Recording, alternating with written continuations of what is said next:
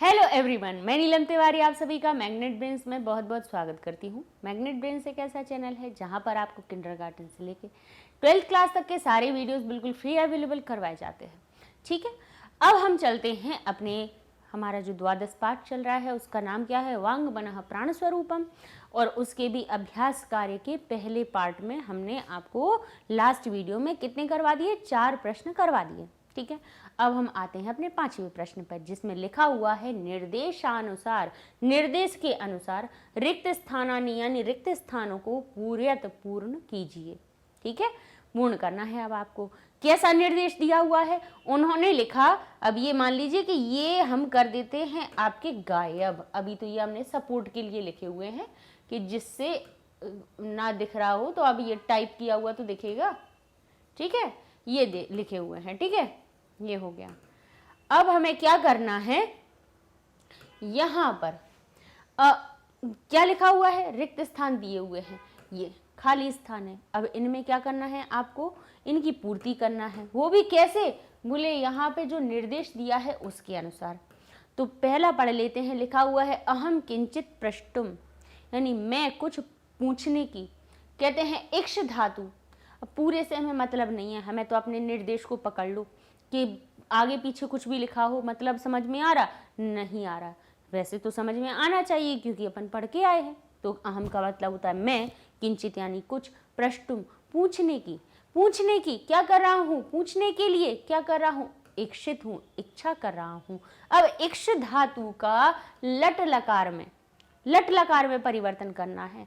अब इक्ष धातु का, अब आप कहिए कि लट लकार में तो होते हैं भाई कितने, लट लकार में होते हैं 9 प्रत्यय होते हैं। कौन कौन से होते हैं, ती, तह और अंति, फिर सी, थह और थ, फिर कहते हैं आमी, आवह, आमह, यही होते हैं।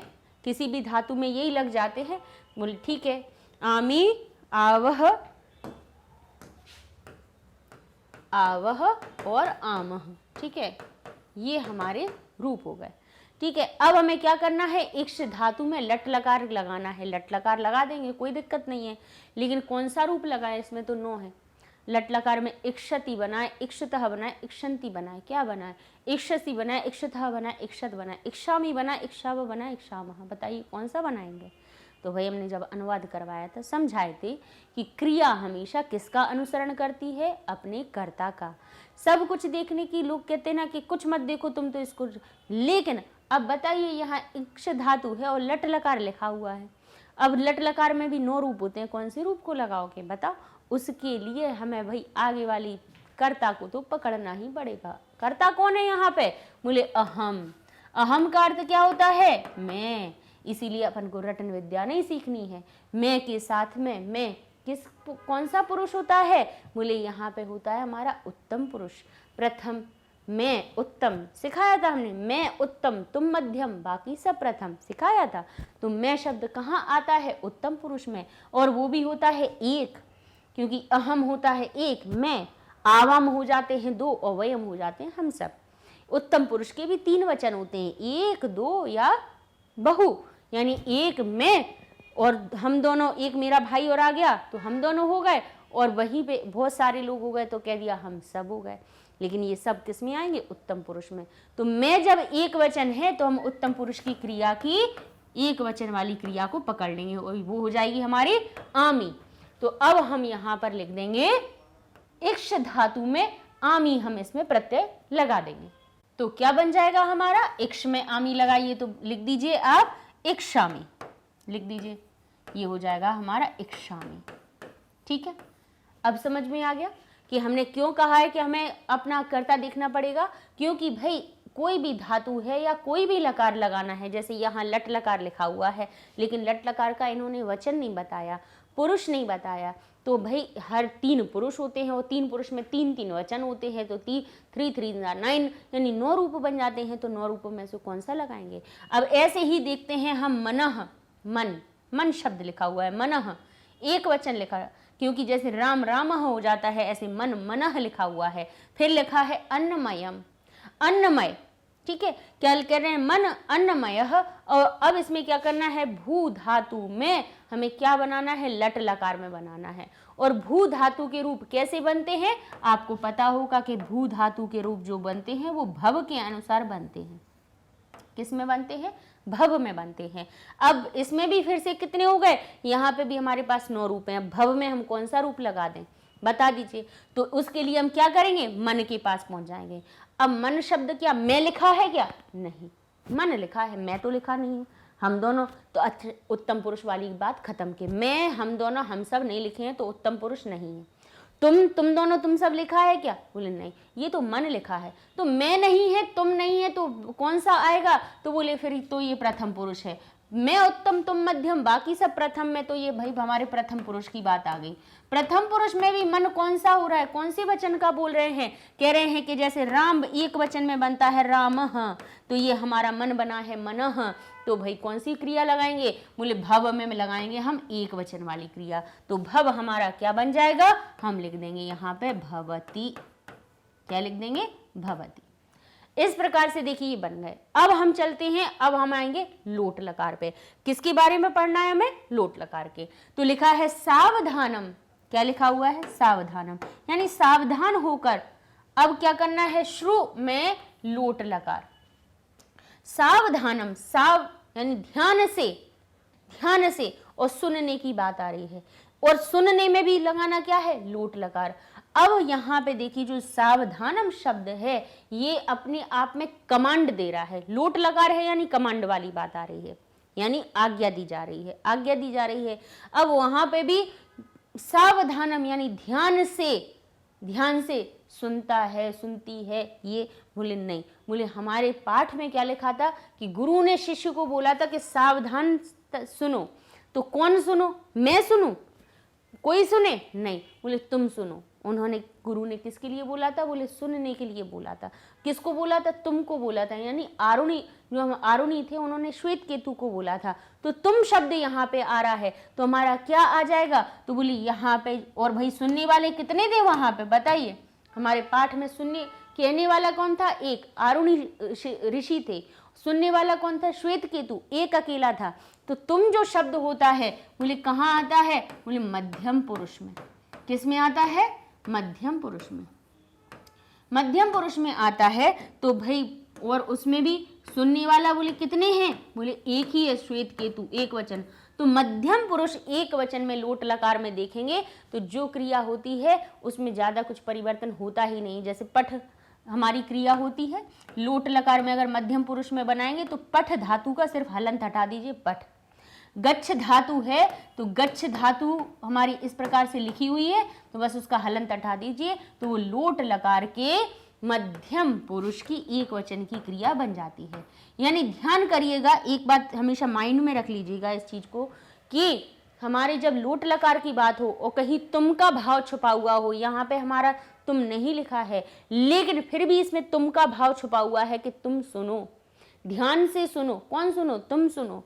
भाई मैं तो खुद अपने आप को तो बोल नहीं रहे होंगे कि मैं सुनूं, अपने आप को तो कोई बोलता नहीं, तो उत्तम पुरुष तो है नहीं, नाम किसी का लिया नहीं है, तो भाई यहाँ पे प्रथम पुरुष भी नहीं है। तो जब सुनने की बात कर रहे हैं तो तुम बीच वाला मध्यम पुरुष ही होगा।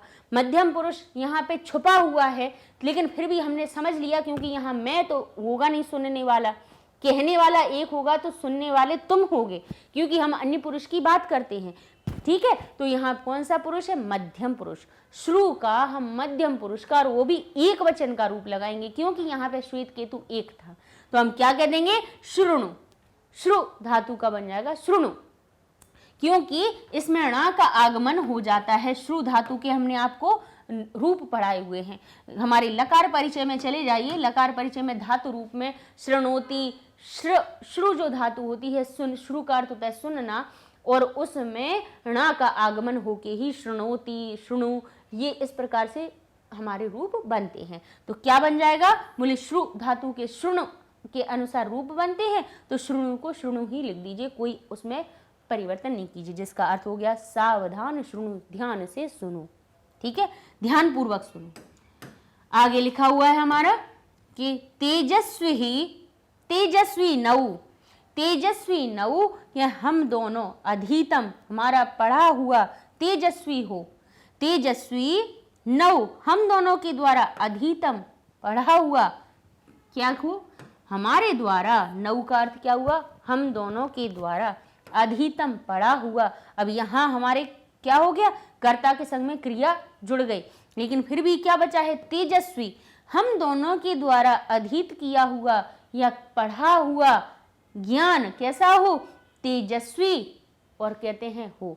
तो तेजस्वी शब्द के अनुसार अब हम हो को लगाएंगे। तो तेजस्वी कैसा बनना है, बोले क्या यहाँ पे मैं की अर्थ आ रहा है, नहीं आ रहा है, तुम का अर्थ आ रहा है, नहीं आ रहा है, तो क्या आ रहा है, बोले यहाँ पे तेजस्वी शब्द आ रहा है, तेजस्वी हो। अब तेजस्वी एक वचन तो होगा नहीं, एक द्वि और बहुवचन में से कौन सा वचन होगा, एक ही होगा, क्योंकि दो तेजस्वी हो, तीन तेजस्वी, ऐसा तो नहीं कह रहे हैं, कह रहे हैं हमारे द्वारा पढ़ा हुआ, हम दोनों के द्वारा पढ़ा हुआ तेजस्वी हो। तो हो शब्द जो है वो कहाँ से आएगा, बोले अस धातु में कह रहे हैं कि हो का अर्थ निकलना है, लेकिन उसमें भी कौन सा, लोट लकार में निकालना है। तो लोट लकार का प्रथम पुरुष का एक वचन का कैसे बनता है, तू ताम अंतु, तू लग जाता है, तो अस धातु में लग जाएगा अस्तु, ठीक है। श्वेत केतु हो आरुणी शिष्य, श्वेत केतु आरुणी के शिष्य, अस धातु में लंग लकार लगाना है। तो यहाँ पे पढ़िए ध्यान से, श्वेत केतु आरुणी के शिष्य, अब अस धातु में क्या करना है हमें, बोले लंग लकार बताना है। तो जो अस धातु है तो हम यहाँ लिख ही देंगे, ठीक है। अस धातु के रूप चलेंगे, बोले किसके अनुसार, श्वेत केतु के अनुसार। श्वेत केतु कैसा है, बोले ये प्रथम पुरुष है, ना तो ये मैं लिखा है ना तुम लिखा है, नहीं है, तो ये कौन है, प्रथम पुरुष है, क्योंकि ना तो मध्यम है ना उत्तम है, तो ये कौन बना, बोले ये हमारा प्रथम बना। तो प्रथम के साथ में क्या हो जाएगी, बोले क्रिया था थी थे वाली जुड़ेगी। कौन सी, लंग लकार बता रहे हैं, क्योंकि भूतकाल है, तो अस धातु के क्या बनते हैं, त ताम न, तो अस धातु हो जाएगा आसीत, आसीत आसताम, और हमारा क्या बन जाए, आसतम। इस प्रकार से आसन, इस प्रकार से रूप बनते हैं, आपने पढ़े होंगे। तो आसीत, आस्ताम और आसन, ये प्रथम पुरुष की लाइन के बता रहे हैं, एक वचन द्विवचन बहुवचन के। तो क्या बन जाएगा, था आरुणी, श्वेत केतु आरुणी के शिष्य थे। तो था थी थे का अर्थ किससे निकलता है, एक वचन के लिए आसीत से। छोटी सी बात है, ध्यान रखिएगा कि अस्ति का अर्थ होता है एक वचन के लिए, ठीक है, और आसीत होता है था थी थे, यानी लड़का था लड़की थी, या हमारा कोई भी नपुंसकलिंग वाची शब्द था। आसीत का अर्थ होता है था, जो इंग्लिश में हम कहते हैं इज, और हमारा उसको इंग्लिश में आसीत को कहते हैं वाज। इज और वाज को जो हमने पढ़े होंगे आपने अपने इंग्लिश में, उनको ही आसीत और अस्ति होता है, ठीक है। तो ये हमारा हो गया। आगे चलते हैं, लिखा है उदाहरणम अनुसृत्य वाक्यानि रचयत, कि उदाहरण के अनुसार वाक्यों को रचिए। उन्होंने कहा है अहम स्वदेश सेवितुम इच्छामि, मैं क्या करना चाहता हूँ, स्वदेश का सेवितुम इच्छामि, सेवा करना चाहता हूँ। तो बोले ठीक है कर लो, तो कोई बड़ी बात है नहीं। तो क्या लिखा है, यहाँ पे सेवितुम इच्छामि लिखा हुआ था।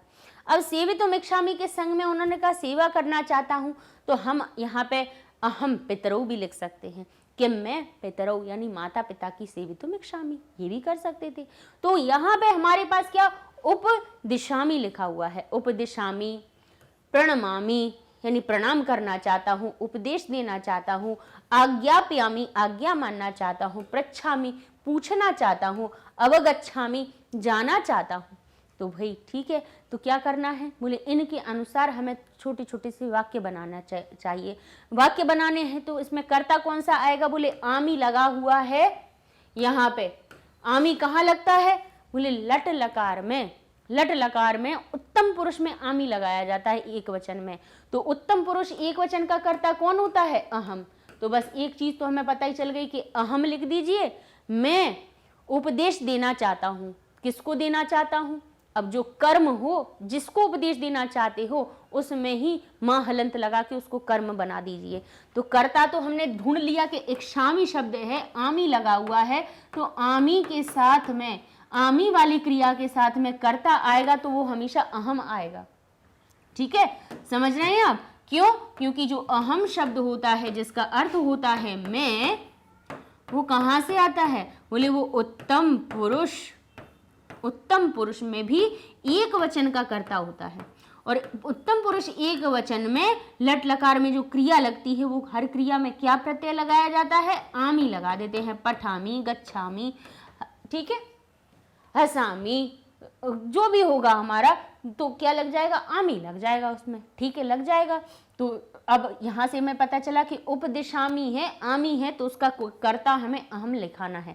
तो सब में पहले अहम लगा दीजिए। प्रणमामि, अहम प्रणमामि, अहम आज्ञाप्यामि, अहम पृच्छामि और अहम अवगच्छामि। लिख लिए, हो गया इतना। अब क्या करेंगे, अब इसमें कर्म लगा दो कि मैं उपदेश देना चाहता हूं किसको, शिष्य को। तो शिष्य में मां हलंत लगा दीजिए, को का अर्थ निकल आएगा। मां हलंत लगाने से द्वितीय विभक्ति एक वचन बन जाती है। तो क्या है, अहम शिष्यम उपदिशामि, मैं शिष्य को उपदेश देना चाहता हूँ। अहम प्रणमामि, मैं प्रणाम करना चाहता हूँ किसको, बोले गुरु में मां लगा दीजिए, गुरुम गुरु को।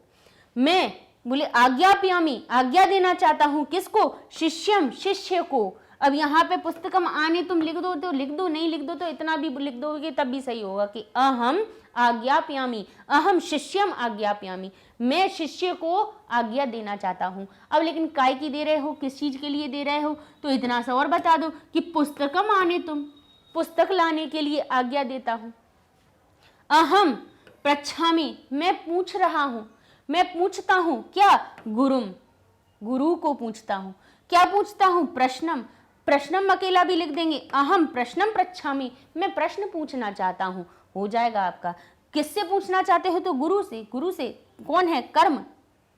प्रश्न पूछना चाहते हो तो लिख दीजिए प्रश्नम पृच्छामि। किससे पूछना चाहते हो, गुरुम प्रश्नम, गुरु से प्रश्न को पूछना चाहता हूँ, तो भले को आ गया, ठीक है। और आगे देख लीजिए, ठीक है, ऐसे ही अहम, आमी लगा हुआ है तो अहम करता आएगा ही, लगा दिया। तो क्या कहते हैं, अवगच्छति, आपके संकेत को, आपके संकेत को देख के चलता हूं। अहम कहते भवतः, आपके संकेत को अवगच्छामि, देखकर चल रहा हूं, ठीक है। तो ये इस प्रकार से वाक्य बन गए। कौन सी बड़ी बात है वाक्य बनाना, याद रख लिया। क्रिया देख लीजिए, क्रिया के अनुसार कर्ता लगा दीजिए। यहीं पे अगर ती होता, क्या होता, ती लिखा हुआ होता, तो यहाँ अहम के स्थान पे किसी का भी नाम लिख देते, अपना खुद का नाम लिख देते। राम लिख दीजिए, बालक लिख दीजिए, बालिका लिख दीजिए, ठीक है। ती है लेकिन एक वचन का लिखना, जैसे आमी था तो एक वचन का उत्तम पुरुष का अहम आया, है ना। यहीं पे अगर क्या होता, जो आमी है, आमी ना लगा हुआ, तो अगर आवह लिखा हुआ होता तो क्या करते, तब हम अहम ना लगा के, अगर यहाँ पे इच्छामी लिखा हुआ है, इसकी जगह पे अगर इच्छावह लिखा हुआ होता तो आप क्या करते, तो जो हमारा कर्ता है वो कौन सा आ जाता, अहम नहीं आता, फिर हम लिखते आवाम। क्योंकि हमारी क्रिया कौन सी, द्विवचन वाली लिखी थी, तो हम यहाँ लिखते सब जगह आवाम सेवितुम इच्छामि, आवाम उपदिशामि, आवाम प्रणमामि, आवाम आज्ञाप्यामि, आवाम हो जाता।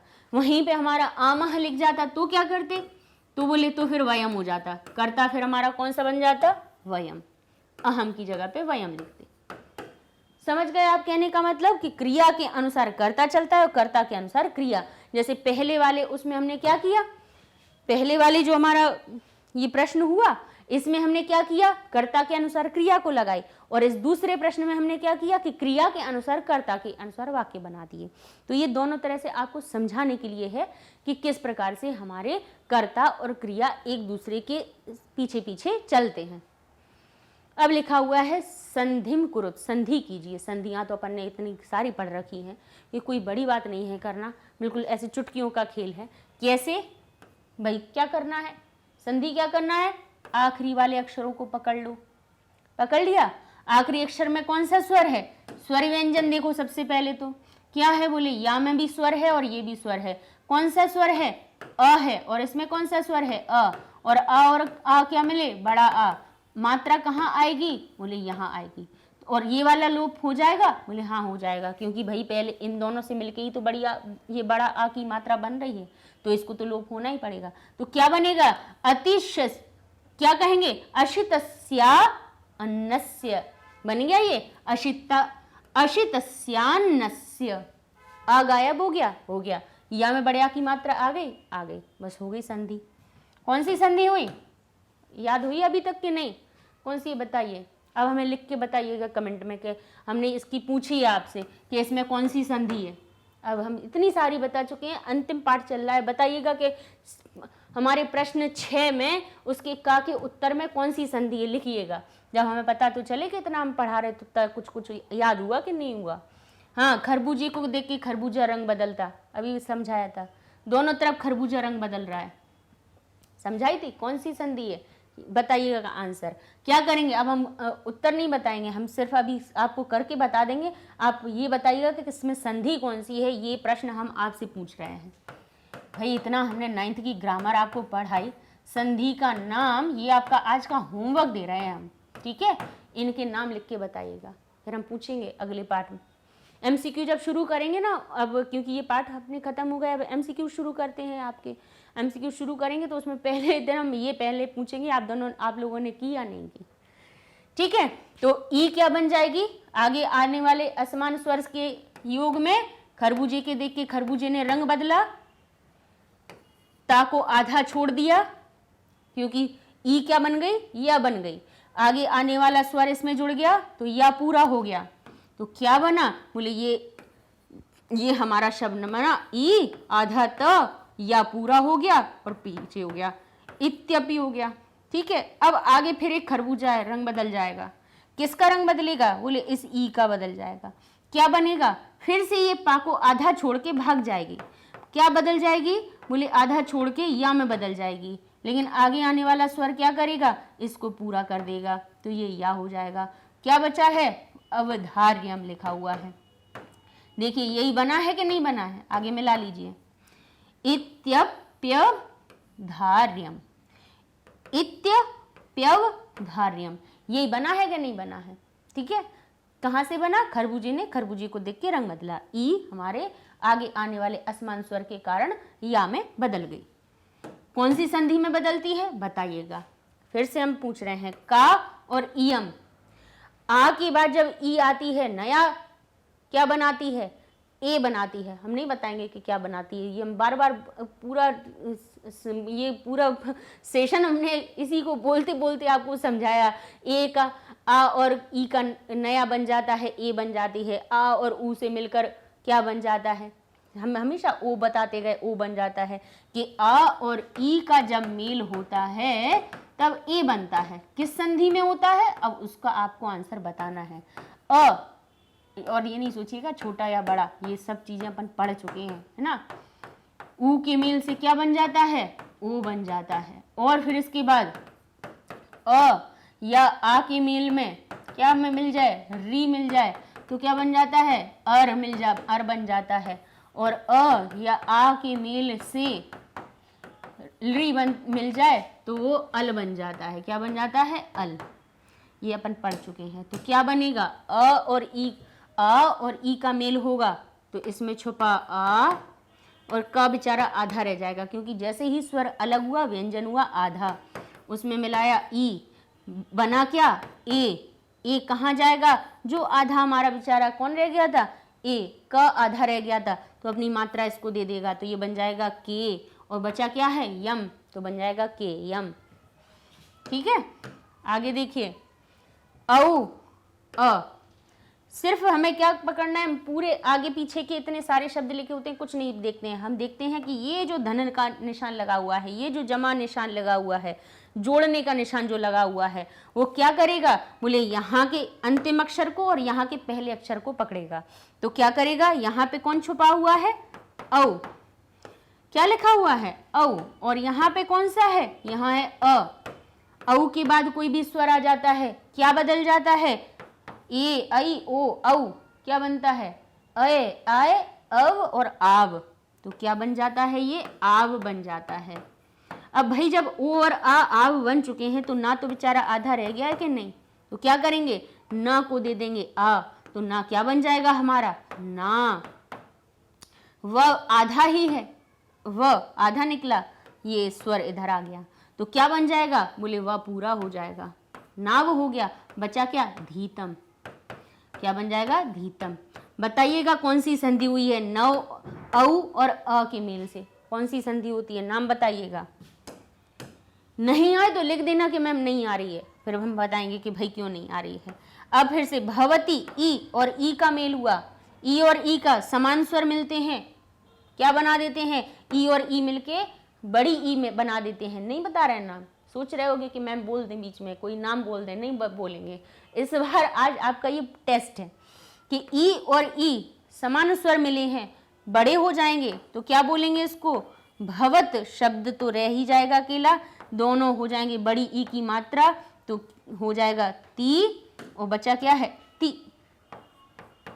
इससे हमें कुछ नहीं करना बेचारे, ये इससे क्या लेना देना, तो इसको तो हम जैसा कहते ऐसे लिख देंगे। भव से क्या लेना देना, नहीं लिखना है, तो बस जो परिवर्तन हुआ वो इनमें हुआ, तो ये हो गया भवती ती। तो ये हमारी संधियां हो गई। नाम बताइएगा, ये आपका टेस्ट है। हम तक तो समझे कि हमने इतना समझाया, उसके बाद आया कि नहीं आया आप दोनों को, आप सभी लोगों ने पढ़ा कि नहीं अच्छे से। अब आगे लिखा हुआ है स्थूल पदान्याधिकृत्य प्रश्न निर्माणम कुरुत, यानी जो स्थूल पद दिए हुए हैं, अब यहाँ पे स्थूल पद तो नहीं दिए हैं, लेकिन हम आपको क्या कर देते हैं, यहाँ पे अंडरलाइन कर देते हैं, जिससे आपको पता चलेगा कि भाई कहाँ पर हमें प्रश्न निर्माण करना है। और प्रश्न निर्माण अपन आ गए हैं चैप्टर 12 पे, और हमने आपको सब तरीके बताए हैं कि प्रश्न निर्माण कैसे करते हैं। क्या देखते हैं, रेखांकित पद हो, स्थूल पद हो, उसमें छुपी हुई उसकी विभक्ति और वचन पहचान लीजिए। लिंग विभक्ति वचन पहचान लिया तो बस मान लीजिए आपने प्रश्न निर्माण बिल्कुल 100% सही कर दिए। कैसे लिखा है, मध्यमानस्य, स्या कहाँ लगता है, षष्ठी विभक्ति एक वचन में। कहाँ लगता है, पुरलिंग के षष्ठी विभक्ति एक वचन में। तो अब किम शब्द कौन सा वाला आएगा, पुरलिंग, स्त्रीलिंग या नपुंसकलिंग। भाई हम क्यों कहीं पे जाएं, क्योंकि यहाँ पे जो स्या शब्द है वो पुरलिंग वाला है। बोले अगर मध्यमान अगर पुरलिंग वाला है तो क्या करेंगे, बोले तो पुरलिंग वाली षष्ठी विभक्ति एक वचन लगा देंगे, कस्य। बस बाकी लिखा रहे नहीं, तो यहाँ कुछ भी बदलता रहे, कोई फर्क नहीं पड़ता। प्रश्नवाचक चिन्ह लगा दीजिएगा लास्ट में। अब तो वैसे भी आपके पास ऑप्शन आ जाते हैं, सो बड़ी कोई बात ही नहीं है, स्या दिख जाए तो कस्य लगा दीजिए, हो गया। ध्यान कीजिएगा, आगे लिखा हुआ है भवता, भवत शब्द में लिखा है भवता घृतोत्पत्ति रहस्यम व्याख्यातम। आपने, भवता यानी आपने, भवत शब्द में, ये भवत शब्द कैसा है, तकारांत, और तकारांत में चले जाइए तृतीया विभक्ति में देखेंगे, यानी आपके द्वारा घृत की उत्पत्ति का रहस्य व्याख्यातम, इसका रहस्य बताया, उसका रहस्य बताया, जिसका भी बताया वो अपन को नहीं, मतलब अपन को क्या करना है, रेखांकित पद को। भवत शब्द का तृतीया विभक्ति एक वचन में बन जाता है भवता, तो फिर क्या करेंगे, बोले भवत आपके लिए आया है, यानी गुरु के लिए आया है, पुरलिंग है, गुरुदेव कैसे हैं, पुरलिंग है, तो क्या करेंगे उनको, तो हम उनके स्थान पे पुरलिंग वाला ही तृतीया विभक्ति एक वचन लगा देंगे, केन। तृतीया विभक्ति एक वचन केन, चतुर्थी विभक्ति कस्मै, पंचमी विभक्ति कस्मात्, षष्ठी विभक्ति कस्य, और हमारी सप्तमी विभक्ति कस्मिन। ऐसे याद कर लीजिए, है ना। ऐसे पुरलिंग के याद करने तो कह कम केन, कह कम केन, कस्मै कस्मात्, कस्य और कस्मिन, ये आपके हो जाएंगे, इस प्रकार से याद हो जाएंगे। तो तृतीया विभक्ति की जगह केन लगा दिया, बस बाकी तो पूरा हमें जैसा कहते ऐसा लिख ही देना है, हमने बता दिया। अब यहाँ पे श्वेत केतु कैसा है, एक वचन का है। श्वेत केतु पुरलिंग है, प्रथमा विभक्ति एक वचन है, क्या करेंगे, प्रथमा विभक्ति एक वचन का लगा देंगे कह, पुरलिंग वाला, ठीक है। अगर यहाँ पे कोई लड़की होती तो क्या करते, स्त्रीलिंगवाची शब्द होता तो क्या करते, तो यहीं पे आ जाता का, तो हमारे किसी लड़की का नाम होता, लता लिखा हुआ होता, तो हम क्या करते, यहाँ पे का लिख देते, यानी क्योंकि लता स्त्रीलिंगवाची शब्द है, प्रथमा विभक्ति एक वचन है, तो कह के स्थान पे आ जाता का, ठीक है। आगे लिखा है श्वेत केतु वाग विषय, वाग विषय, वाग विषय क्या कहते हैं, पृच्छति, वाग के विषय में पूछता है, किसके, वाणी के विषय में, ठीक है। तो वाग जो शब्द आया है, बोले कहाँ से आया है, बोले वाग शब्द हमारा षष्ठी विभक्ति में आता है। बोले षष्ठी विभक्ति में आता है तो क्या करें, बोले इस तो फिर क्या करो, बस षष्ठी विभक्ति का लगा दो, तो क्या हो जाएगा, बोले षष्ठी विभक्ति का आ जाएगा, किसके विषय में पूछ रहा है, तो कस्य विषय, तो हमारा आ गया वाक शब्द के स्थान पे कस्य। तो ये हो गया। और अगर नहीं भी समझ में आ रहा है कि वाक शब्द कहाँ आता है, नहीं ध्यान में रहे, तो थोड़ा सा अर्थ लगा लेना, तो पता चल जाएगा कि श्वेत केतु वाग विषय पृच्छति, श्वेत केतु वाणी के विषय में पूछता है। ध्यान कीजिएगा, इसलिए हम अर्थ बताना सिखाते हैं आपको। कई बार नहीं हो याद कि लिंग विभक्ति वचन नहीं पहचान पा रहे हो, तो फिर अर्थ लगाना सीखो, तो अपने आप पता चल जाएगा कि इसमें कौन सा चिन्ह हमें समझ में आ रहा है, इस रेखांकित पद में कौन सा अक्षर का यहाँ पे अर्थ निकल रहा है। तो क्या कहा, श्वेत केतु वाणी के विषय में, तो वाणी में क्या लगा है, के कहाँ आता है, षष्ठी विभक्ति में। किसके विषय में पूछ रहा है, वाणी के विषय में। वाणी एक नहीं है, दो नहीं है, तीन नहीं है, कितनी है, एक ही है, दो और तीन चार नहीं है, एक वचन है। तो क्या होता है, एक वचन में हम लगा देंगे कस्य, तो ये हो जाएगा कस्य विषय पृच्छति। इस प्रकार से ये हो जाएंगे आपके प्रश्न निर्माण। अब आगे देख लेते हैं पाठस्य, यानी पाठ के सारांशम, सारांश पर क्या करना है, सारांश के पंचवाक्य लिखत, पंचवाक्यों को लिखिए, सारांश के 5 वाक्य लिख दीजिए आप। ठीक है, तो देखो सिंपल सिंपल लिखते जाइए कि अन्नमयम मनः भवति, अन्नमय मन होता है, सारांश लिख रहे हैं। आपोमयम प्राणः भवति एवं जलमेव जीवनम भवति। ठीक है, कैसे कहते हैं, आपोमयम प्राणः भवति, आपोमय यानी जलमय क्या होता है, प्राण होते हैं, एवं इस प्रकार जलमेव, जलम एव, जल ही जीवनम भवति, जैसे कहते हैं ना कि जल ही जीवन है। क्यों है, क्योंकि जल में ही हमारे प्राण होते हैं।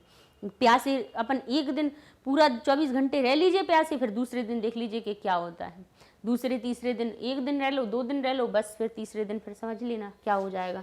इसलिए प्यासे नहीं रहना, खूब पानी पीना है, क्योंकि आपोमयम प्राण भवति, यानी जलमय हमारे प्राण होते हैं। तेजोमयी वाक भवति, यानी तेजमयी हमारी वाणी होती है। कहते हैं अश्यमानस्य तेजसः यह अणिमा, यानी खाए हुए तेज का जो अणिमा होती है, स ऊर्ध्व समुदिशति, वो ऊपर की ओर उठकर, सा खलु वाक भवति, वह निश्चय ही क्या हो जाती है, वाणी हो जाती है। यादृशम अन्नादिकम, जिस प्रकार का अन्न आदि ग्रहणाति मानवः गृह्णाति, मानव खाता है, तादृशम एव, वैसा ही तस्य चित्तादिकम भवति, उसका चित्त हो जाता है। तो ये आपके सारांश के 5 वाक्य हो गए। ठीक है, तो इस प्रकार से ये हमारे पाठ का होता है अंत, और इसी के साथ में 9th क्लास की आपकी शेमुशी पुस्तक भी आज यहाँ पर होती है समाप्त। अब जो आपका शुरू होगा वो होंगे MCQs, कि आपकी जो पहले टर्म में पहला सत्र का जो आपका प्रश्न पत्र आएगा, उसमें सब आएंगे आपके MCQ बेस्ड। MCQ का अर्थ क्या हुआ, बहुविकल्पीय प्रश्न, यानी एक प्रश्न उसके 4 उत्तर, 4 में से एक छांटिए, जो सही हो उसको लिख दीजिए, बस इतना आएगा फर्स्ट टर्म में आपका। ठीक है, तो उसके लिए अब हम आपके शुरू करेंगे कि जो आपके CBSE ने आपके लिए जो सिलेबस लॉन्च किया है, उसको हम अभी समझा देते हैं कि क्या क्या आपको आना है। ठीक है, तो मिलते हैं नेक्स्ट वीडियो में, जिसमें हम आपको पहले सिलेबस के बारे में समझाएंगे और उसके बाद में आपकी MCQs सीरीज शुरू करेंगे। तो अब हम आपको समझा देते हैं अपनी मैग्नेट ब्रेन्स वेबसाइट के बारे में भी, क्योंकि जहाँ पे आपको सारी चीज़ें मिल जाएंगी कि क्या क्या सिलेबस में हो चुका है। तो आपको क्या करना है, जैसे YouTube पे आप सर्च करते हो वैसे ही जाइए गूगल पे और लिखिए magnetbrains.com। ठीक है, इंटर करेंगे, आपके सामने पेज हो जाएगा ओपन। इसको आप थोड़ा सा ऊपर करेंगे तो आपके सामने यहाँ दिखेंगे क्लासेस। ठीक है, क्लासेस में से आप सिलेक्ट कीजिए, जैसे अभी आप 9th पढ़ रहे हैं तो आप क्लास 9th सिलेक्ट कीजिए, तो आपके सामने 9th क्लास के सारे सब्जेक्ट दिखने लगेंगे। उनमें भी आप क्या करेंगे, जैसे आपको संस्कृत को हमने बताया कि संस्कृत का पूरा कोर्स हो चुका है, व्याकरण करवा दिया, आपकी शेमुशी पुस्तक करवा दी, तो आप इसको करिए क्लिक। तो यहाँ पे क्या होगा, आपको अलग अलग 2-2 प्ले लिस्ट ढूंढने की ज़रूरत नहीं है कि व्याकरण कहाँ है, हमारी पुस्तकें कहाँ हैं, यहीं पे आपको सब चैप्टर वाइज वीडियोस मिल जाएंगे। जैसे यहाँ चैप्टर 1 से लेके यहाँ संधि प्रकरण हो गया, यानी व्याकरण के पहले हैं, फिर उसके बाद शेमुशी पुस्तक के शुरू हो जाएंगे। ठीक है, तो जैसे संधि प्रकरण है आपने खोला, 16 लेक्चर, जैसे आपसे प्रश्न भी पूछा है, देखिएगा संधि प्रकरण में सब मिलेंगे आपको, उसी में से उत्तर भी दीजिएगा, है ना। अपन पढ़ रहे हैं ना, तो इतना हमें 5 केवल संधियों के पूछे नाम, उनमें से ढूंढिएगा कि कौन कौन सी संधियाँ वहाँ पर हुई हैं। तो आप जैसे ये लेक्चर्स को खोलेंगे तो आपके सामने 16 बिल्कुल ऐसी लिस्ट आ जाएगी, उसमें से आपने पहला ही टॉपिक शुरू किया दीर्घ स्वर संधि, जैसे ही आप उसको खोलेंगे तो आपके सामने दीर्घ स्वर संधि का वीडियो हो जाएगा ओपन। अब उसको आराम से, अब इसके बाद कौन सा स्वर वाली समझाइए तो उसके बाद नेक्स्ट पे क्लिक करके देख लीजिए, नहीं तो क्रॉस करेंगे तो आप फिर से अपनी वही लिस्ट पे पहुंच जाएंगे जहां से पे आप लकार परिचय, उपसर्ग हो गया, शब्द रूप हो गए, सब यहाँ पे प्लेलिस्ट में मिल जाएगा आपको आराम से। और जो हमारे MCQ वाले होंगे वो भी इसी में आपके नीचे ऐड होते चले जाएंगे। जब कोर्सेज पे जाके आप दूसरी क्लास को भी सर्च कर सकते हैं। कैसे? यहाँ पे कीजिए क्लिक और यहाँ पे क्लासेस दी हुई हैं, यहाँ दिए हैं सब्जेक्ट, तो क्लास सिलेक्ट करेंगे, सब्जेक्ट सिलेक्ट करेंगे, आपके सामने ऐसा ही पेज हो जाएगा ओपन, जैसा ये 9th का संस्कृत का है। ठीक है, तो बस बिल्कुल आसान है क्योंकि यहाँ पे सारी चीज़ें मिल जाएंगी और सबसे बड़ी बात, कोई भी टॉपिक आपका छूटेगा नहीं। अच्छी बात ये है, यूट्यूब पे सर्च करते हैं लेकिन कई बार सामने दी हुई चीज़ें ऊपर नीचे हो जाती हैं, सीक्वेंस बिगड़ जाता है, मिल नहीं पाती हैं, छूट जाती हैं। वेबसाइट पे आपको सीक्वेंस वाइज बढ़िया अरेंज मिल जाएंगी, आसानी से जाइए, खोलिए, पढ़िए और बस पूरे पे से पूरे नंबर लाइए। ठीक है, तो तब तक के लिए धन्यवाद, मिलते हैं नेक्स्ट वीडियो में, आपके सिलेबस को समझाएंगे।